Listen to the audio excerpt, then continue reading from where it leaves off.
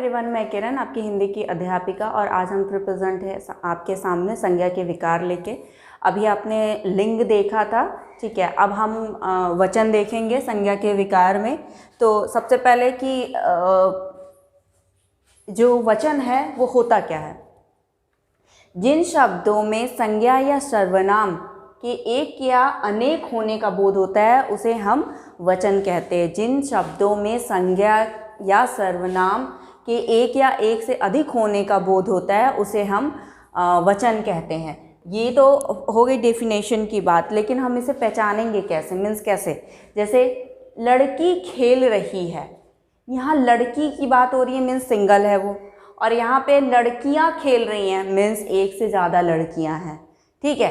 तो लड़की और संज्ञा या सर्वनाम मीन्स यहाँ पे आपने क्या, जब हम संज्ञा के बदले यूज़ करते हैं तो सर्वनाम होता है। तो यहाँ किसी का नाम नहीं है, यहाँ लड़की है मीन्स ये सर्वनाम है, तो सर्वनाम हो गया। संज्ञा या सर्वनाम, तो यहाँ तो सर्वनाम हो गया कि खेल रही है, तो लड़की खेल रही है मीन्स एक सिंगल लड़की है जो खेल रही है और लड़कियाँ खेल रही हैं। तो मीन्स यहाँ एक लड़की है और यहाँ पे कई लड़कियाँ हैं। तो ये क्या हो गया, ये एक वचन हो गया और ये बहुवचन हो गया, एक से अधिक है। वैसे ही लड़का प्रार्थना कर रहा है, लड़का प्रार्थना कर रहा है मीन्स यहाँ कोई एक सिंगल पर्सन है जो प्रे कर रहा है और यहाँ दो लड़के प्रार्थना कर रहे हैं मीन्स एक से अधिक हुआ। तो यहाँ पे वचन ऐसे पहचान सकते हैं। अब वचन के कितने भेद होते हैं, तो वचन के दो भेद होते हैं। एक होता है एक वचन, दूसरा होता है बहुवचन। एक वचन और बहुवचन, ये उसके भेद होते हैं वचन के। अब एक वचन की अगर बात करें हम, तो शब्द के जिस रूप से वस्तु या व्यक्ति की एक संख्या होने का बोध होता है वो एक वचन। एक संख्या होने का मतलब सिंगल पर्सन होता है, सिंगल वस्तु होता है, तो वहाँ पे हमेशा एक वचन होता है। और जब बहुवचन में, जैसे एक वचन में, जैसे एक लड़का, एक पुस्तक, एक बकरी और एक मैम। मैं यहाँ पे सिंगल हूँ इसलिए एक वचन हुआ, तो एक मैम हुई, एक टीचर हुई या एक अध्यापिका हुई। वैसे ही यहाँ पे जब एक वस्तु या व्यक्ति की बात होती है तो वहाँ पे एक वचन होगा। जब एक से अधिक यानी बहुवचन, शब्द के जिस रूप से व्यक्ति के किसी वस्तु या व्यक्ति के एक से अधिक होने का बोध होता है वहाँ पे बहुवचन होता है। बहुवचन जैसे लड़के एक से अधिक है, मतलब उनकी क्वांटिटी ज़्यादा है, लड़के कई हैं तो वहाँ लड़के हो जाएगा। पुस्तकें एक से अधिक पुस्तक है तो वहाँ पुस्तकें हो जाएगा। और बकरियाँ एक से अधिक बकरी है तो वहाँ बकरियाँ हो जाएगा। तो यहाँ पे आपने देखा कि एक वचन और बहुवचन में कितना बड़ा अंतर होता है, मतलब सिंगल प्लूरल जिसे हम कहते हैं इंग्लिश में। तो ये अलग अलग हो गया। अब अगर हम और भी कुछ जानना चाहें, जैसे जब कुछ शब्दों के बहुवचन बनाने के लिए संज्ञा के साथ गण, जन, लोग, वर्ग आदि जो समूहवाची शब्द जोड़ दिए जाते हैं, ठीक है। कुछ शब्दों के बहुवचन बनाने के लिए संज्ञा के साथ गण, जन, लोग, वर्ग आदि जो होते हैं वो समूहवाची, क्योंकि गण, जन, लोग ये क्या है, एक ग्रुप है। तो जब इन ग्रुप के साथ समूहवाची शब्द जो होते हैं जोड़ दिए जाते हैं एक वचन बहुवचन बनाने के लिए, तो वो क्या बन जाएंगे। जैसे मान लीजिए श्रोता, जो सुनने वाला है। अगर मोदी जी स्पीच देते हैं तो बहुत से लोग सुन रहे हैं, जो सुन रहे हैं वो श्रोता हुए।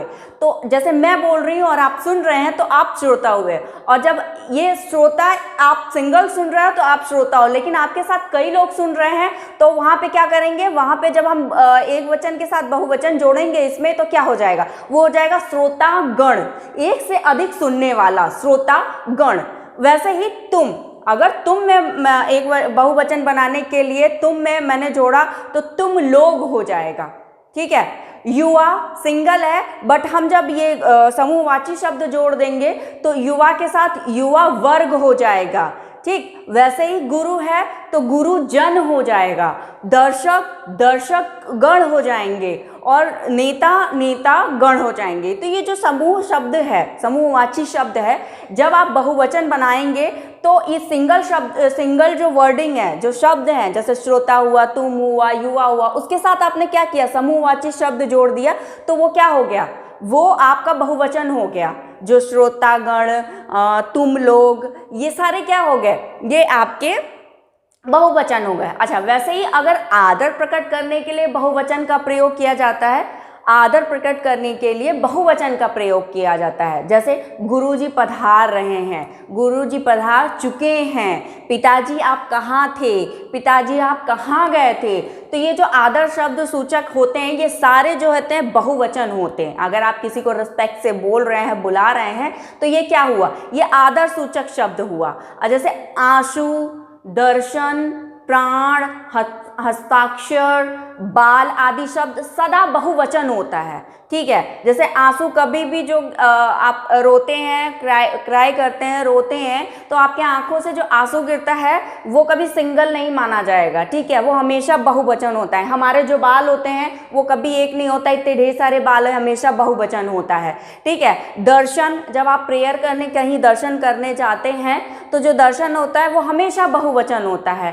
प्राण, जो हमारी आत्मा होती है, हमेशा जो है बहुवचन होती है। और जब हम सिग्नेचर करते हैं, हस्ताक्षर जिसे बोलते हैं, वो हमेशा बहुवचन होता है। ठीक है, तो कुछ शब्द सदा, ये जो शब्द थे वो हमेशा बहुवचन में यूज होते हैं, लेकिन कुछ शब्द सदा एक वचन के रूप में प्रयुक्त होते हैं। अब वो एक वचन के रूप में क्या होते हैं, जैसे दूध, पानी, तेल, बारिश, ये हमेशा एक वचन होता है। आप चाहे कितना भी दूध की मात्रा बढ़ा लो, 1 लीटर, 2 लीटर, 10 लीटर, 50 लीटर, वो हमेशा जो है एक ही वचन रहेगा।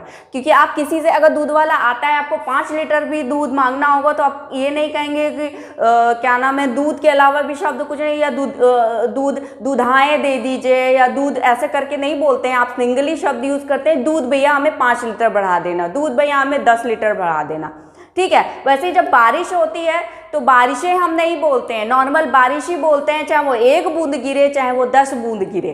ठीक है, चाहे वो तेज से बारिश हो, तो वो हमेशा एक वचन ही रहेगा। वैसे ही तेल के लिए भी है कि जब आप मार्केट में तेल लेने जाते हैं तो तेले नहीं बोलेंगे, एक ही मात्रा नहीं लगाएंगे, तेलया नहीं बोल सकते हैं, क्योंकि ये हमेशा एक ही वचन यूज होगा, चाहे आप जितना भी तेल यूज कर लें। ठीक, तो ये सारे क्या होंगे, ये एक वचन होंगे। ऐसे ही भाववाचक जब संज्ञा का प्रयोग होता है तो एक वचन के रूप में किया जाता है। जो हमारे भाव होते हैं वो भी हमेशा एक वचन में ही यूज होते हैं। जैसे मिठास, चाहे आप 1 खाइए मिठाई, चाहे आप 10 खाइए मिठाई, हमेशा मिठास ही बोलेंगे आप।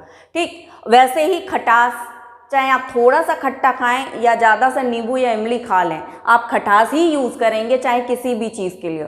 ठीक, वैसे ही शत्रुता, चाहे दुश्मनी थोड़ी हो चाहे बड़ी हो, शत्रुता ही वर्ड यूज़ होता है, ये भी सिंगल ही यूज़ होता है, मतलब एक वचन में ही यूज़ होता है। वैसे ही ठंडक हुई, चाहे आपको ठंडक थोड़ी लग रही हो चाहे ज़्यादा लग रही हो, आप किसी को अगर बताएंगे तो बोलेंगे मुझे ठंडक लग रही है, तो मीन्स आपको चाहे ज़्यादा कम नहीं, ये भी सिंगुलर एक वचन में ही बोला जाता है। और सुंदरता, चाहे वो बहुत ज़्यादा खूबसूरत हो या कम खूबसूरत हो, ठीक है, सुंदरता का मीन सुंदरता, वो भी हमेशा एक वचन में ही यूज़ होता है। तो ये जो सारे चीज़ें हैं, जो हमारे भाव हैं, वो हमेशा एक वचन में होता है। और क्या बोलते हैं, जो आंसू, दर्शन, ये हमेशा बहुवचन में यूज़ होता है। जो एक वचन में जो हमारे लिक्विड चीज़ें हैं, पानी, तेल, दूध, बारिश, ये हमेशा एक वचन यूज़ होता है। ठीक है, और आदर सूचक शब्द हमेशा बहुवचन होता है। कुछ शब्दों का रूप जो होता है बहुवचन में समान रहता है, मतलब एक वचन या बहुवचन दोनों में वो समान रहता है। जैसे पिता, तो आपके एक ही पिता होंगे या बड़े पापा होंगे या कुछ भी हो, तो किसी के 2 फादर भी होते हैं, तो क्या करेगा, वो पिता मीन्स पिता ही है, वो सिंगुलर भी है, वो प्लूरल भी है, मतलब एक वचन भी पिता रहेगा, बहुवचन भी पिता रहेगा। वैसे ही आपके दादा हैं, आपके नाना हैं, आपके मामा हैं। मामा तो हमेशा देखते हैं किसी के 2 मामा होते हैं, किसी के 4 मामा होते हैं, तो क्या है, ये हमेशा चाहे एक मामा रहे, चाहे 4 मामा रहे, चाहे 10 मामा रहे, आपके जो मामा रहेंगे वो भी सिंगल ही रहेगा, मतलब एक वचन में भी एक ही मामा रहेंगे, बहुवचन में भी एक ही मामा रहेंगे। वैसे ही चाचा हो गए, बाबा हो गए, राजा हो गया या सम्राट हो गया, ये सारे क्या हैं, ये सिंगल, मतलब एक वचन में भी वही रहेगा, वही बहुवचन में भी रहेगा। ठीक है, तो ये जो सारे शब्द मैंने आपको बताए वो एक वचन और बहुवचन में दोनों में समान रहेंगे। तो ये कुछ चीज़ें थी तो मैंने आपको बताई, और आई थिंक आपको समझ में भी आएंगी, यूजफुल भी होंगी। तो इस चीज़ को आप बहुत ध्यान से सुने होंगे। आई होप ये चैप्टर आपको अच्छा लगा होगा, क्योंकि चैप्टर तो 50 ही है, पर इसमें विकार, संज्ञा के जो विकार हैं तो उसमें मैंने आपको डिफाइन किया है। पहले मैंने लिंग बताया, अगर आपने लिंग नहीं देखा है तो प्लीज़ मेरे प्रीवियस वीडियो को आप जाके देखें, वहाँ पे आपको लिंग समझ में आ जाएगा। तो ये था आज का हमारा वचन जो यहीं पे कंप्लीट होता है। तो आज हमने देखा वचन क्या होता है, वचन के प्रकार क्या होते हैं, और कुछ जो एक वचन, बहुवचन जो शब्द होते हैं कि वो कहाँ कहाँ यूज़ किए जाते हैं, तो वो हमने देखा। आई थिंक आपको ये अच्छा लगा होगा, समझ में आया होगा। ये चैप्टर यहीं पे क्लोज होता है। अगर आपको हमारा वीडियो पसंद आ रहा है तो ज़्यादा से ज़्यादा लाइक करें, शेयर करें और सब्सक्राइब करना ना भूलें। और आपको कोई भी इस चैप्टर से रिलेटेड कोई भी दिक्कत आ रही है तो प्लीज़ कमेंट बॉक्स में कमेंट करके आप अपनी क्यूरी पूछ सकते हैं। Thank you.